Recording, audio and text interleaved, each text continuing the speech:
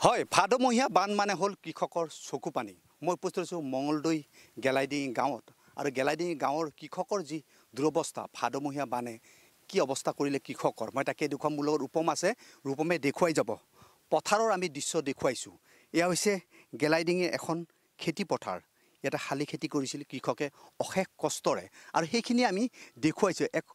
এই পথাৰৰ যি অৱস্থা সেই অৱস্থা মই দেখুৱাইছোঁ।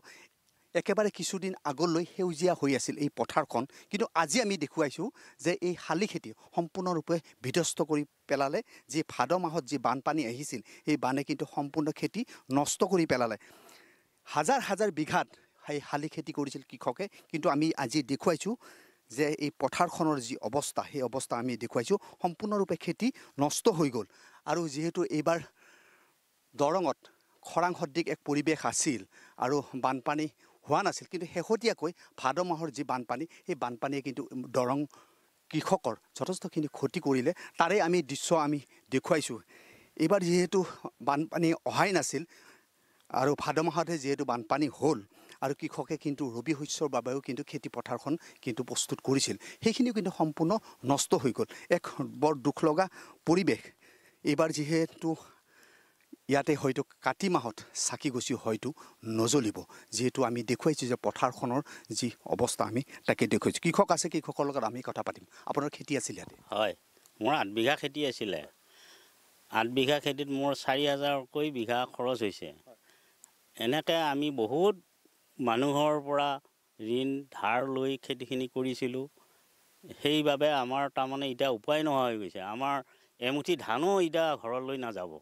এতিয়া আমি কেনেকৈ এই আঘোণ মাহত যেনেকুৱাকৈ আমি ফূৰ্তি কৰি আমি ন খাওঁ, ফূৰ্তি কৰোঁ, সেই বস্তুটো আমাৰ একেবাৰে নোহোৱা হৈ গৈছে। আমি এতিয়া কেনেকৈ চলিম, কেনেকৈ খাম?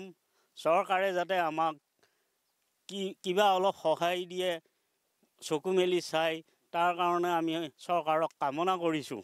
আমাক যাতে অতি বিলম্বে আমাক চায়। হয়, এগৰাকী জাতীয়তাবাদী নেতা তথা তেখেত এগৰাকী আদৰ্শ খেতিয়ক। আপোনাৰ খেতি পথাৰ আছে এইখন? এই বছৰটো আচলতে আমাৰ কাৰণে যথেষ্ট বেয়া বছৰ হিচাপে চিহ্নিত হ'ল। কাৰণ আমাৰ এই গেলাইডিঙি দ পথাৰখনত প্ৰায় 1,500-2,000 বিঘা কৃষিভূমি আছিল আৰু ইয়াৰ গোটেই পথাৰখনতে মানুহে খেতি কৰিছিল।